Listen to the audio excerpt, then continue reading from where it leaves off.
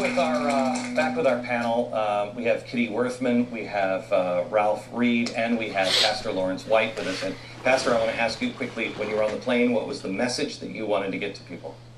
What keeps me up at night, Glenn, is an experience I had about 12 years ago with my two sons. We were on a research trip to Germany. I took them one bleak December afternoon out to the memorial at the Sachsenhausen concentration camp just outside Berlin. We went through the whole thing. They saw the museum, they saw the horror photos of the inmates, and two 25-year-olds who were joking and jostling got quieter and quieter as we walked through medical laboratories where grotesque experiments were performed without anesthetic because these were subhuman Jews and gypsies. Finally, we got to the crematoria, the ovens in the back. 3 days after Christmas, December the 28th, there on the ground is a wreath. I read the German inscription and translated for my sons. It said, "From the Christians of Germany, we kneel before God in bitter regret and humble repentance, and we ask his forgiveness for the death of the Jews and all the others who perished in this wretched place." Now, those boys have always been pro-life. They've never had a choice in the matter. But there, at Sachsenhausen, as they saw what can happen when the people of God fail to be the people of God. Vote for the pocketbook and not for their faith.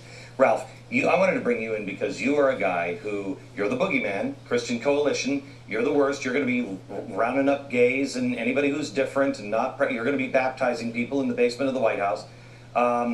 You are the boogeyman that everyone will say. How do you respond to that? That you just want to control everyone through faith in government? Well, you know, Glenn, we've seen this movie before. I mean, in 1994, at about this time, 16 years ago, almost to the day, the Democratic Congressional Campaign Committee held a news conference and said you can't elect a Republican Congress because Christians will be in charge of the government. Boo, aren't you scared?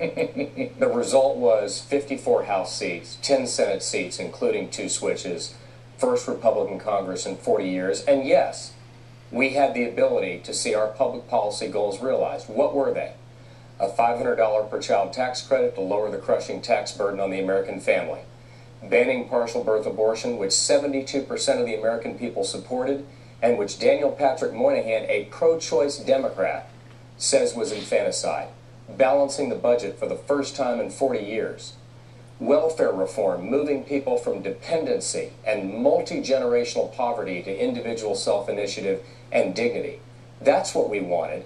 It was the mainstream American values. And what's really dangerous, Glenn, isn't faith. Faith isn't a threat to democracy. It's essential to democracy. What's dangerous is when people of faith are told to be silent and shut up. In the confirmation, I've got a man of faith nominated to the Supreme Court who is asked by the Judiciary Committee, are you sure you can sit on the Supreme Court and separate your religious beliefs from your rulings? Now, I didn't make that up. It actually happened. When Samuel Alito was nominated to the Supreme Court, Senator Richard Dermott of Illinois said, how can you, as a Roman Catholic and someone who's pro-life, sit on the highest court in the land? Glenn, when that's going on in America, it's scary. Hey, here's the thing. America, as I see it, church is for Sunday. God, and as the founder said, nature's laws from nature's God is every day. That's why I believe we have to learn correct principles, and then man will govern himself.